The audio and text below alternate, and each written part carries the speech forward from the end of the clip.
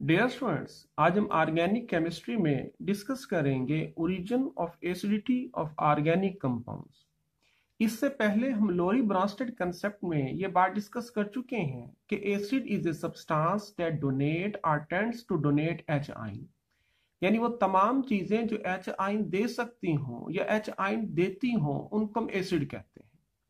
मगर एच आइन देने की सलाहियत पे एसिड को दो हिस्सों में तकसीम करते हैं। वो एसिड जो आसानी से एच आइन दे देंगे उनको स्ट्रॉन्ग एसिड, और जो वो एसिड जो एच आइन निस्बतन मुश्किल से देंगे उनको वीक एसिड कहते हैं। अब एसिड के एच आइन रिमूव करने की सलाहियत के ऊपर वो तमाम चीजें जो इफेक्ट करती हैं वो उसके फैक्टर्स कहलाती हैं। मिसाल के तौर पे हम ये कहते हैं कि हमारे पास कोई एसिड HA है, उसके ऊपर जो मुख्तलिफ फैक्टर्स असरअंदाज हो सकते हैं उनमें पहला फैक्टर है स्ट्रेंथ ऑफ HA बॉन्ड।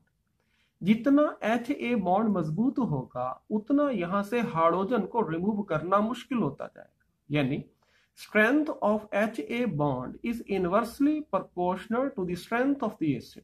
मिसाल के तौर पे H2S is a stronger acid than H2O, क्योंकि H2S के अंदर सल्फर हाइड्रोजन बॉन्ड वीक है जबकि ऑक्सीजन हाइड्रोजन बॉन्ड वाटर के अंदर मजबूत है। यही वजह है कि H2S आसानी से हाइड्रोजन आयन रिमूव कर सकता है और वाटर के निस्बत ये एक स्ट्रॉन्ग एसिड है।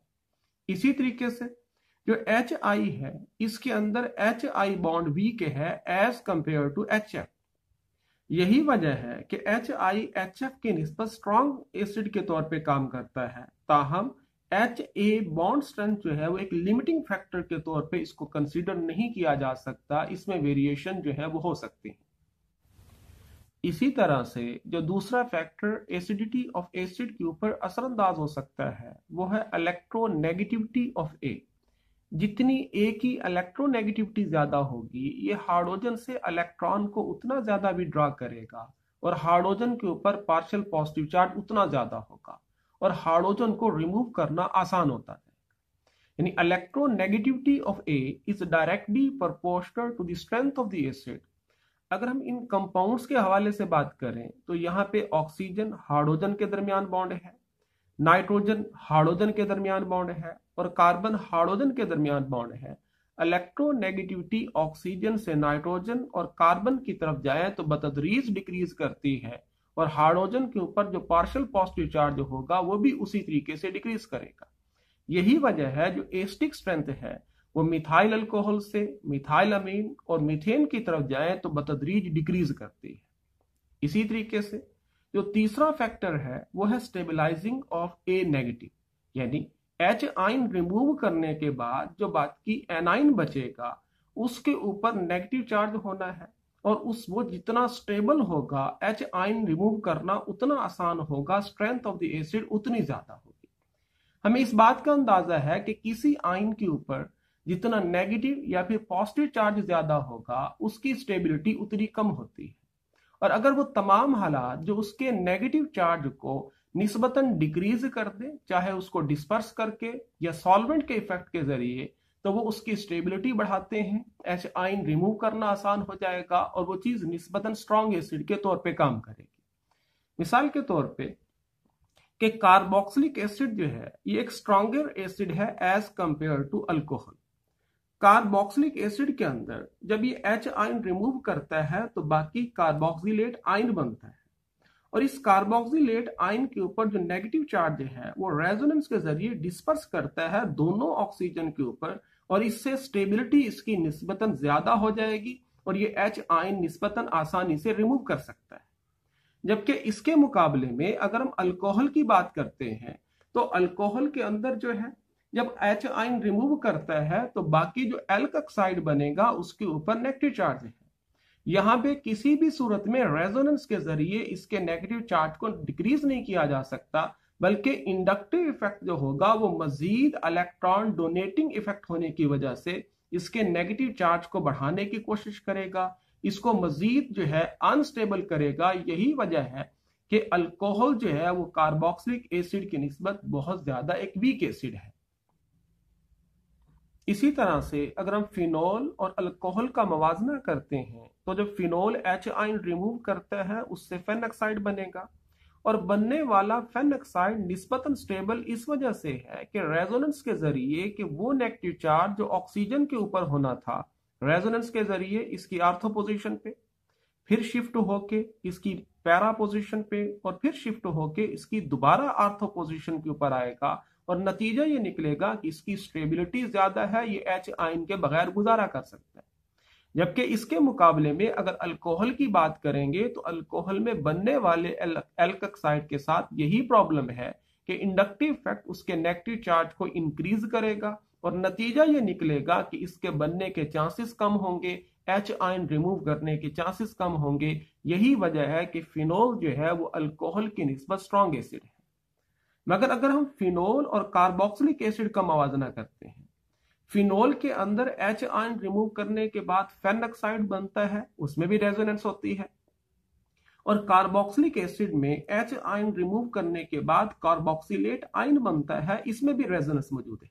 मगर कार्बोक्सिलिक एसिड इसलिए स्ट्रॉन्ग एसिड है कि इसमें नेगेटिव चार्ज जो है वो ऑक्सीजन के ऊपर बनता है दोनों सूरतों में, और ऑक्सीजन एक ज्यादा इलेक्ट्रोनेगेटिव एलिमेंट है। मगर अगर फेनॉक्साइड की बात करते हैं तो यहां जो नेगेटिव चार्ज है ज्यादा इलेक्ट्रोनेगेटिव ऑक्सीजन एटम की बजाय वो कार्बन के ऊपर डिस्पर्स करता है, और हमने ये रूल्स ऑफ रेजोनेंस में ये पढ़ा है कि जितना नेगेटिव चार्ज इलेक्ट्रोनेगेटिव एलिमेंट के ऊपर होगा उतनी उस रेजोनेंस कंट्रीब्यूटिंग स्ट्रक्चर की स्टेबिलिटी ज्यादा होगी। यही वजह है कि कार्बोक्सिलेट आयन की स्टेबिलिटी ज्यादा है, और ये H आयन आसानी से रिमूव कर सकता है, और ये एक स्ट्रॉन्ग एसिड के तौर पे काम करता है as compare to phenol. Acidity के फैक्टर में अभी हमने डिस्कस किया कि बनने वाले कॉन्जुगेट बेस A नेगेटिव की स्टेबिलिटी जितनी ज्यादा होगी एसिड उतना स्ट्रांग होता जाएगा।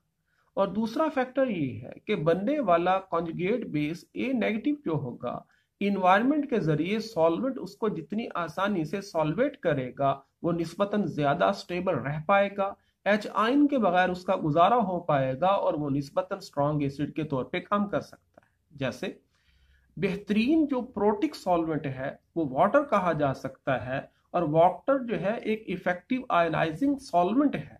उसकी वजह यह है कि उसमें हाई डाई इलेक्ट्रिक कांस्टेंट है। डाई इलेक्ट्रिक कांस्टेंट का मतलब ये है कि दो चार्ड आयन को एक दूसरे से जुदा करने की सलाहियत, और वाटर में चार्ड आयन को एक दूसरे से जुदा करने की सलाहियत जो है वो काफी ज्यादा है।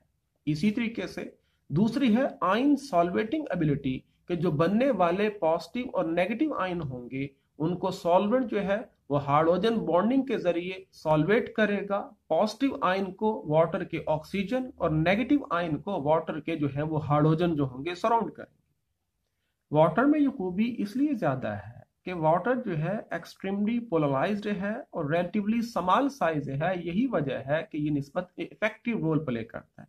मिसाल के तौर पे कोई एसिड HA जब वाटर के अंदर डालते हैं तो बनने वाला जो हाइड्रोनियम आयन है उसको भी वाटर जो है वो सराउंड करता है अपनी हाइड्रोजन बॉन्डिंग के जरिए, और ऐसे ही जो बनने वाला A negative ion conjugate base है उसको भी वाटर जो है अपनी हाइड्रोजन बॉन्डिंग के जरिए सराउंड करता है।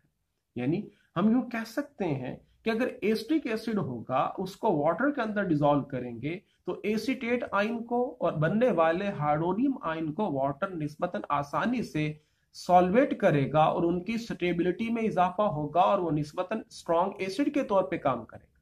जबकि उसी एसिटिक एसिड को अगर हम हेक्सेन के अंदर डिसॉल्व करते हैं, हेक्सेन नॉन पोलर सॉल्वेंट है, एसिटिक एसिड उसके अंदर H आयन जो होगा वो डोनेट नहीं करेगा।